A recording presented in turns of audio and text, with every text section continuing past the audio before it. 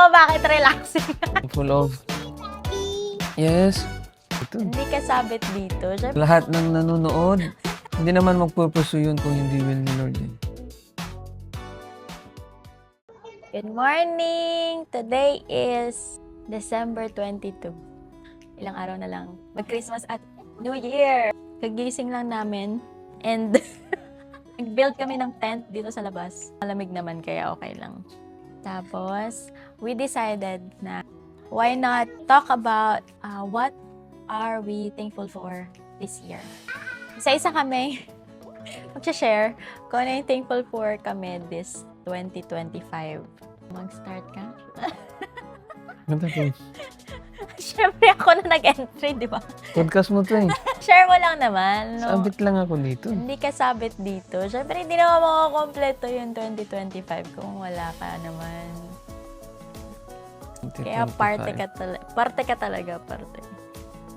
So, what are you Actually, thankful for? Meron lang dalawa. Very specific siya. Actually, 3 things maybe. First is yung nakalipat ng company from a very toxic place to a very relaxing place. Very, very relaxing. To the point na makakatulog ka na lang sa mismong lamesa dahil tumititig ka lang sa computer. Praise God. Yung company na yun, mostly ng ginagawa ko ngayon is almost the same sa ginagawa ko sa Philippines. Kaya medyo ganun, kaya medyo relax kasi. Relax, alam ko na yung galawan. Na-train ka na. Yes. Na-train ka na doon. I know how to deal with things. And then, na-train din ako dun sa dating company ko, yung toxic company. How to deal with pressure. Yeah, no, how to deal with toxic people. Kaya yung toxic na tao na andun is, I know how to deal with him now. Also, it's very good dahil mahirap magtrabaho sa isang lugar na very toxic and all. Alam niyo yan, di ba? What's the second thing? Aside from, of course, yung kalipat ka sa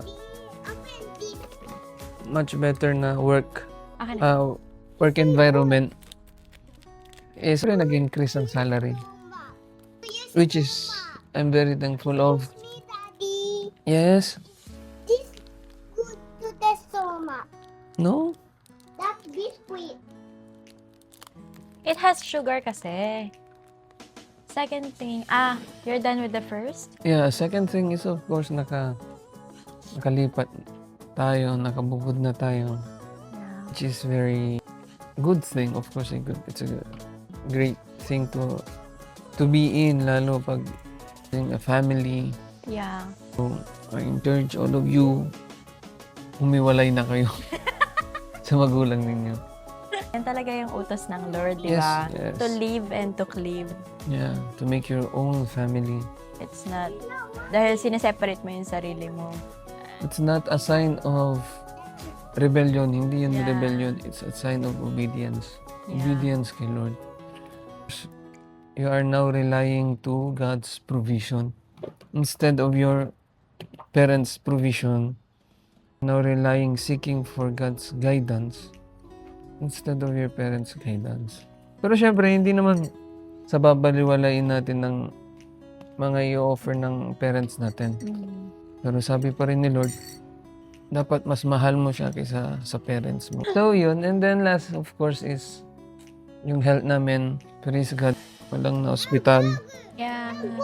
We are all healthy, Amen. in good condition. Yes. Everything na binigay ni Lord, everything that had happened this year, we are so blessed. Yun sa akin. I love. Cheers. Sa akin, first day, yung na-share niya na nakabukod na. Kasi for 5 years, ngayon lang namin naranasan na may matawag kami na our home. Ganun. Ikaw yung homemaker, ikaw magde-decide kung anong iluluto, paano yung ayos ng bahay. Tapos yung decision ninyo, yung kayo mag-asawa mismo. Masaya ka ba na may sarili na tayong bahay? Maraming salamat sa Lord for providing a good provider in our family. Siyempre, hindi naman mangyayari yan kung hindi naman inalaw ng Lord na magkaroon kami ng sufficient na pambayad dun sa bahay. Second is, of course, nagkaroon kami ng sarili namin business. Small business, which is the Janine's Candle. Pangalan mo yun, ha? Hindi ko ano yon, hindi ako nagpangalan nun. Yung asawa ko. He had all the idea actually. Hirap pa nga na-push.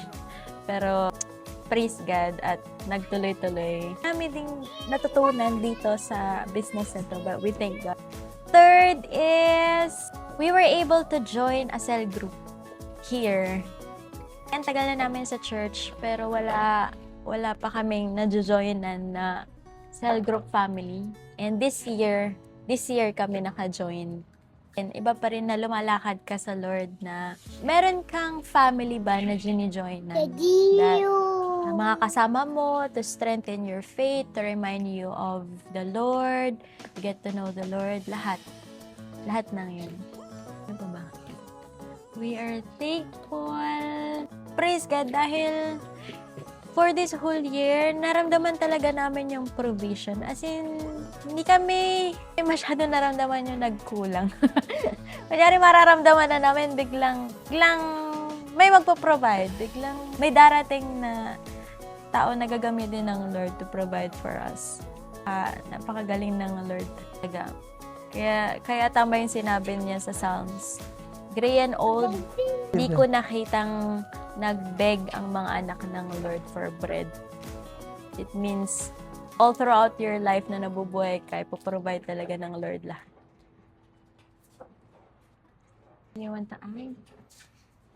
So ay iwanan mo silang message for this year na magagamit din nila for next year. First, of course, is have faith. Sometimes ito na lang. Of course, faith needs action, di ba? So, us to make an action is we need to clear our mind. We need to sometimes just let go of our plans and let God's plan happen. If you have to decide on something that needs action, just do it. Sabi nga ng Nike, just do it. It's very important actually to just do it. Just shut your mind, shut your thoughts, and just do it. Because you'll gain more in doing than just thinking.